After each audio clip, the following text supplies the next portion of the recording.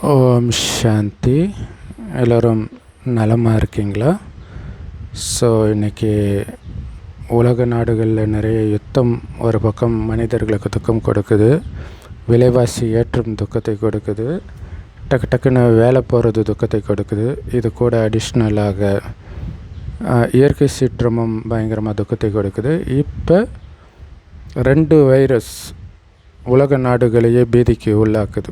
ஏன்னா corona virus எப்படிப்பட்ட தாக்கத்தை ஏற்படுத்திச்சுன்னு நம்ம பார்த்தோம். உலகம் ஃபுல்லாக அப்படியே ஸ்தம்பிக்க வச்சது. பொருளாதார ரீதியாக பயங்கரமான உயிரிழப்புகள் எல்லாத்தையும் பார்த்தோம். ஸோ இப்போ அது மாதிரி 2 வைரஸ், ஸோ அதுக்கு அதை விட சக்தி வாய்ந்தது ஹண்டா வைரஸ், எபோலா வைரஸ் ஒரே நேரத்தில் வெவ்வேறு இடங்களை தாக்குது. 2மே பேண்டமிக்காக மாறுறதுக்கான வாய்ப்பும் இருக்குது. ஸோ அதில் குறிப்பாக ஹண்டா வைரஸ் பார்த்திங்கன்னா ஒரு கப்பலில் தான் அது ஆரிஜின் ஆகிருக்குது. அது எப்படி, ஏன்னா அது ஜென்ரலாக இந்த எலி, அணில் இந்த மாதிரி விலங்கினங்களுடைய சிறுநீர் அல்லது மலத்தின் மூலமாகத்தான் அது பரவும்.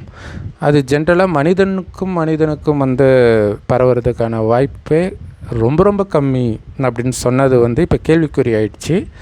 ஏன்னா அந்த கப்பலில் இருந்தவர்கள் அடுத்தடுத்து இறந்துக்கிட்டே இருந்தாங்க.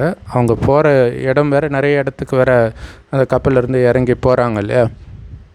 ஸோ அது எங்கெங்கே ஸ்ப்ரெட் ஆகும் அப்படின்னு தெரியாமல் இருக்கிறாங்க. ஸோ ரொம்ப நெருக்கத்தில் இருந்தாங்கன்னா அது ஸ்ப்ரெட் ஆகுன்றாங்க. ஸோ அதிலும் குறிப்பாக விந்தணுவில் அது 6 வருஷம் குணம் ஆனாலும் கூட 6 வருஷம் இருக்குன்றாங்க. ஸோ அப்போ மொத்தத்தில் காமத்தினால் பரவுறது கன்ஃபார்ம். அடுத்தது எபோலா வைரஸ். அது பார்த்திங்கன்னா விலங்குகளை சாப்பிட்றதுனால, குறிப்பாக குரங்கு, மான் இந்த உயிரினத்தை சாப்பிட்றதுனால ஸ்ப்ரெட் ஆகுதுன்றாங்க. ஆக்சுவலாக விலங்குனால் நிறைய வைரஸ் ஸ்ப்ரெட் ஆகுது. அது பொருளாதாரத்தை பாதிக்குன்றதுனால எந்த நாடும் அது சொல்கிறது கிடையாது. ஸோ ஒரு சில வைரஸுடைய ஸ்போர் இருக்கும், பாக்டீரியா தான், அது பாக்டீரியாவுடைய ஸ்போர் இருக்கும். அதை நீங்கள் குக்கரில் வேக வச்சா கூட அது சாகாது. அப்போ பார்த்துக்கோங்க. ஸோ அது பொட்டுலிசம் அப்படின்ற ஒரு நோயை உருவாக்கி பிரெயின் டெத்தை உருவாக்கும். ஆனால் நம்ம எல்லாம் நாக்கு ருசிக்கு கரெக்டாக சொல்லணும் புலனின்பம், அதனால தான் இவ்வளவு துக்கமும் இல்லையா? காமமாக இருக்கட்டும், உணவாக இருக்கட்டும், புலனின்பத்துக்கு எப்போ அடிமையாகிறோமோ அப்போ தான் பிரச்சனை. ஸோ அதனால தான் கடவுள் கரிமீனை விடுங்க, இன்னும் கேட்டிங்கன்னா வெளியில் சாப்பிட்றதே விடுங்கன்றாங்க. இன்றைக்கி வசியம் பண்ணி சாப்பாடு வைக்கிறது, விஷம் வைக்கிறது, இதெல்லாம் சர்வசாதாரணமாக நடக்குது. சொத்துக்காக, கள்ளக்காதலுக்காக நிறைய விஷயங்கள் நடக்குது. நீங்கள் வெளியில் நான் சமைத்த உணவை தவிர யார் சமைத்த உணவும் சாப்பிட மாட்டேன் அப்படின்னா 100% சேஃப். குறைஞ்சபட்சம் உங்கள் வீட்டில் சமைக்கிறத தவிர வெளில சாப்பிட மாட்டிங்கனாலே ஆல்மோஸ்ட் சேஃப் ஆகிடுவீங்க. பட் வீட்டில் இருக்கிறவங்களே பிரச்சனை பண்ணாங்கன்னா அப்போ வீடுனா கணவன் மனைவி அவ்வளோதான். ஸோ அதுலேயும் இறக்குற மாதிரி இருந்தால் விதி உங்களுக்கு ரொம்ப ஸ்ட்ராங்காக இருக்குதுன்னு அர்த்தம். சரி, அடுத்தது காமம். அது ரொம்ப ஆக்சுவலாக காமத்தின் மூலமாக ஹண்டா வைரஸும் பரவும், எபோலா வைரஸும் பரவும். ஏன்னா மனித உடலில் இருக்கக்கூடிய அந்த திரவங்கள் மூலமாக 2 வைரஸுமே பரவும் அப்படின்னு சொல்லப்படுது. ஸோ 2 வைரஸுமே ஒருவேளை குணம் ஆனாலும் கூட ரொம்ப நாளைக்கு இருக்கும் உடம்பில். அதுலேயும் ஹண்டா வைரஸ் 6 வருஷம் இருக்குன்றது சாதாரண விஷயம் கிடையாது இல்லையா? ஸோ நம்ம நினச்சிட்ருக்கிற மாதிரி ஹெச்ஐவி மட்டும்தான் காமத்தினால் பரவுதுன்னு நினைக்காதீங்க. நிறைய நோய் காமத்தினால் பரவுது. அது எஸ்டிடியாக இல்லாமல் கூட இருக்கலாம். இப்போ ஒரு சில இன்ஃபெக்ஷன் வருது அப்படின்னா அது காமத்தினால் வந்திருக்காது, ஆனால் காமத்தினால் அது பரவும். அந்த மாதிரி இல்லாமல் இருக்குது. ஸோ கடவுள் காமம் தப்புன்றார். ஆனால் கடவுள் சொல்வதற்கு காரணம் என்னென்னா, நம்ம இப்போ கலியுகத்தின் இறுதியில் இருக்கிறோம். கலியுகம் அழிந்து மீண்டும் சத்தியுக சொர்க்கம் வரப்போகுது. இந்த 5000 வருட காலச்சக்கரத்தில் ஒவ்வொரு இதை ஒரு கல்பனும், ஒவ்வொரு கல்பத்தின் இறுதி 100 வருடம் கடவுள் வரார். ஒரு வயோதிகருடல இந்த ஞானத்தை கொடுக்குறார். சொர்க்கம் வரப்போகுது, அதுக்கு தயாராகுங்க. சொர்க்கத்தில் காமம், கோபம், பற்று பேராசாங்கன்னா என்னன்னே தெரியாது. அதுக்கு காரணம் அவங்க அழியக்கூடிய உடம்பு நினைக்காம இதை இயக்கக்கூடிய ஆத்மான்ற உணர்வுலே இருப்பாங்க. நீங்கள் மறுபடியும் ஆத்ம உணர்வுக்கு வாங்க. ஆத்மாவின் தந்தை தான் சிவ பரமாத்மா, அவரை தான் அல்லாஹ் பரமபிதான்னு மற்ற மதத்தில் சொல்கிறாங்க. கடவுள் ஒருத்தர் தான். அவர் செம்பு நிறமான ஒளி உலகத்தில் நட்சத்திரமாக இருக்கார். ஸோ அவருடைய நினைவில் இருக்க தான் ஆத்மாவுக்கு அந்த சக்தி வரும். வெளி உலக கவர்ச்சியிலேருந்து விலகிற சக்தி, குறிப்பாக நான் உடம்புன்றதே மறக்கிற சக்தி. ஆத்மாவாகவே உங்களை உணர்வீங்க. கடவுளுக்கு நமக்கும் உள்ள முக்கியமான வித்தியாசமே அதுதான். கடவுள் உடலை எடுக்கிறது கிடையாது. கடைசி 100 வருடம் கூட ஒரு வயோதிகர் உடலுக்குள்ளே பிரவேசிக்கிறாரே தவிர குழந்தையாக பிறக்கிறது கிடையாது. ஸோ அந்த வயோதிகருக்கு பிரம்மான் பேர் வைக்கிறார். அவர் வாய் வழியாக இறைவன் கொடுக்குற ஞானத்தை எல்லா பிரம்மகுமாரிகள் ராஜயோக தியான நிலையத்திலும் முற்றிலும் இலவசமாக கேட்கலாம். முரளின்னு சொல்லுவாங்க. யூடியூப் வெப்சைட்ஸ்லாம் இருக்குது. அதோடைய லிங்க் நம்ம வாட்ஸ்அப் சேனலில் டெய்லியும் போஸ்ட் பண்ணுவோம். ஸோ வாட்ஸ்அப் சேனல் லிங்க் இந்த வீடியோக்கு டிஸ்கிரிப்ஷனில் இருக்கும். அவசியம் ஜாயின் பண்ணிக்கோங்க. ஸோ அந்த ஞானத்துடைய சாரம் ஆத்மான்னு ஒன்று சிவபரமாத்மா நினைவிலே இருக்கணும். வெளி உலக கவர்ச்சியிலேருந்து புத்தியை விளக்கணும். ஸோ அதனால் அதிக சுவையை கொடுக்கக்கூடிய எல்லாமே உங்கள் புத்தியை மயக்கக்கூடியது இல்லையா? ஸோ அதில் குறிப்பாக பூண்டு வெங்காயம் அது போட்டால் தான் டேஸ்ட்னே சொல்லுவாங்க இல்லையா? அதை முதல்ல கட் பண்ண சொல்கிறார் கடவுள். அடுத்தது கறிமீன் கட் பண்ணுறது, வெளியில் சாப்பிட்றத கட் பண்ணுறது. அடுத்தது காமம்னு உடலால் மட்டும் கிடையாது, எண்ணத்தில் கூட காமம் சார்ந்த எண்ணம் வரக்கூடாது. ஏன்னா எண்ணம் தான் அடுத்தடுத்த ஸ்டேஜுக்கு அழைச்சிட்டு போகுது. காதலாகுது, அப்புறம் காமத்தில் விழ வைக்கிது. ஒரு டைமுக்கு அப்புறம் அந்த ருசி அதிகமாகும்போது கள்ளத்தொடர்பு, பாலியல் குற்றம். அப்போ பாலியல் குற்றம் வரும்போது தப்புன்றாங்க. ஆனால் அதுக்கு காரணமான விதையை தப்புன்னு சொல்கிறது கிடையாது. அதான் உலகம். ஸோ நம்ம தான் நம்மளை பாதுகாத்துக்கணும். இந்த ஒரே ஒரு ஜென்மம் காமத்தை விடுவதன் மூலம் காமம்னா என்னன்னே தெரியாத உலகத்திற்கு போயிடும். அதனால் நமக்கு கிடைக்கிற பரிசு என்னன்னா, அவ்வளோ அழகாக இருப்போம், அவ்வளோ செல்வம் இருக்கும், ஒரு சின்ன நோய் கூட இருக்காது. தங்க செங்கற்களால் கட்டப்பட்ட மாட மாளிகையில் நம்ம வசிப்போம். அப்போ எவ்வளோ பணக்காரர்களாக இருப்போம் யோசிச்சு பாருங்கள். அது மட்டும் இல்லை, சிங்கமும் பசுவும் ஒன்றா தண்ணி குடிக்கும். சிங்கத்துக்கு கூட இன்னொரு விலங்குக்கு துக்கம் கொடுக்கணுன்ற எண்ணம் சொர்க்கத்தில் இருக்காது. தாவரத்தை தான் சாப்பிடும். அப்போ அந்த மாதிரி சொர்க்கத்துக்கு நாம் போகணும்னா, சொர்க்கத்துக்கு இந்த ஞானத்தை எடுப்பவர்கள் தான் சொர்க்கத்துக்கு வரப்போகிறாங்க. எடுக்காதவர்கள் நரகத்துக்கு தான் வருவாங்க. ஆனால் நரகத்திலே வந்தாலும் ஆரம்பத்தில் யாரும் மாமிசெல்லாம் சாப்பிட மாட்டாங்க. எப்படி? ஏன்னா நம்மளுடைய குணத்தை தான் ஆத்மா அடுத்த ஜென்மத்துக்கு எடுத்துகிட்டு போகும். அப்போ அதற்கேற்ற மாதிரி அவங்க குணத்தை மாற்றணும் இல்லையா? அதுக்காக தான் இப்போ இந்த மாதிரி நோய் வருது. ஸோ இப்போ ஒரு நான்வெஜ் சாப்பிட்டாலே இறந்துடுவான்றதை கண்ணு முன்னாடி பார்த்தோன்னா சாப்பிடுவானா அதுக்கப்புறம்? ஆனால் அரசாங்கம் ஒத்துக்காது, அவங்களுடைய பொருளாதாரம் தாக்குன்றதுனால. ஆனால் அதையும் மீறி பறவை காய்ச்சல்லாம் வந்துச்சுன்னா ஃபுல்லத்தையும் கொண்டுடுறாங்க. இதெல்லாம் நடக்குது. பட் எப்போவுமே சேஃப்டியாக இருக்கிறது தானே புத்திசாலித்தனம். அதேமாரி காமம். ஸோ இதெல்லாம் கட் ஆகிறதுக்கு என்னென்னலாம் தேவையோ அதெல்லாம் நடக்கும்.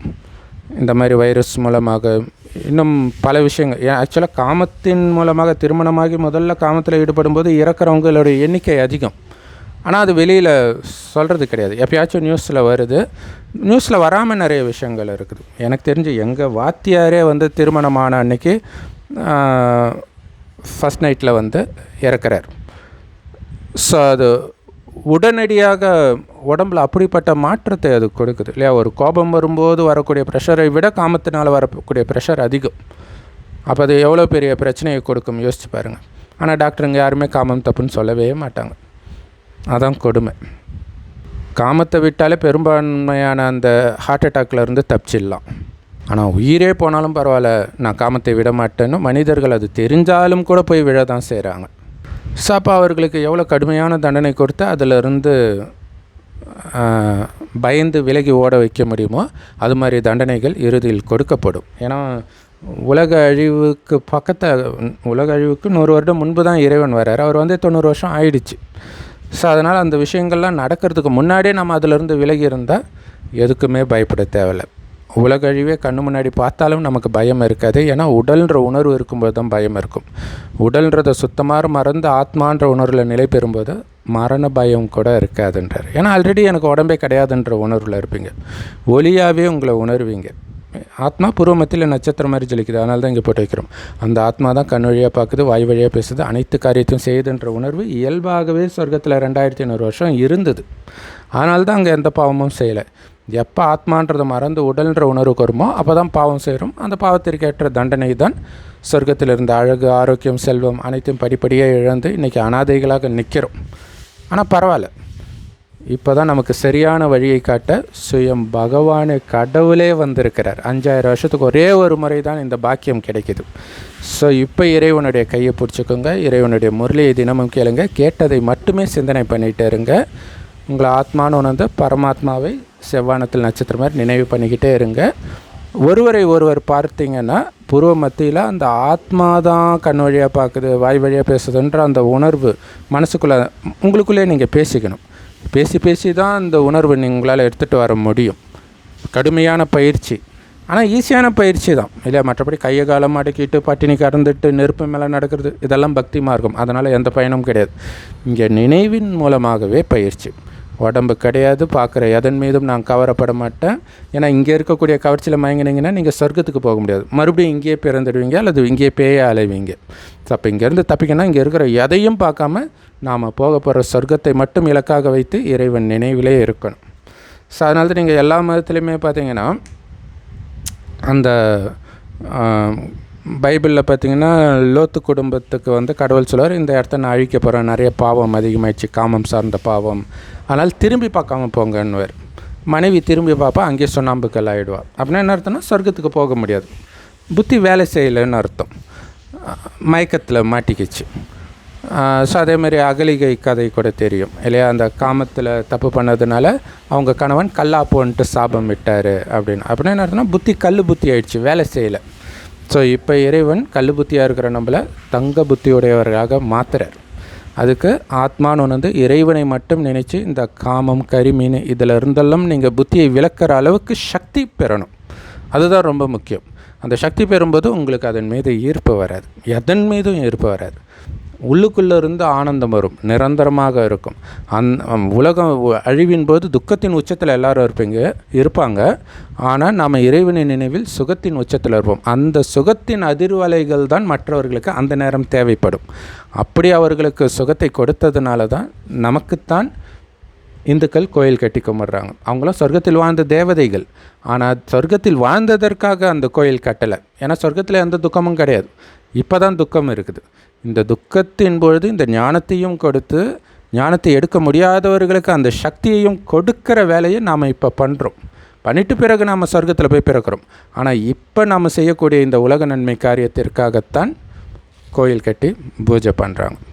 ஆனால் இவ்வளோ நாள் அது நாம் தான் தெரியாமலே நம்ம பூஜை பண்ணோம். இப்போ தெரிஞ்சுக்கிட்டோம். இப்போ பூஜை பண்ணுற நேரம் இல்லை, பூஜைக்குரியவர்களாக நாமளே மாற வேண்டிய நேரம். அப்படி மாற்றுறதுக்காக சுயம் பகவானே வரார். 5000 வருஷத்துக்கு ஒரு முறை தான் இந்த வாய்ப்பு.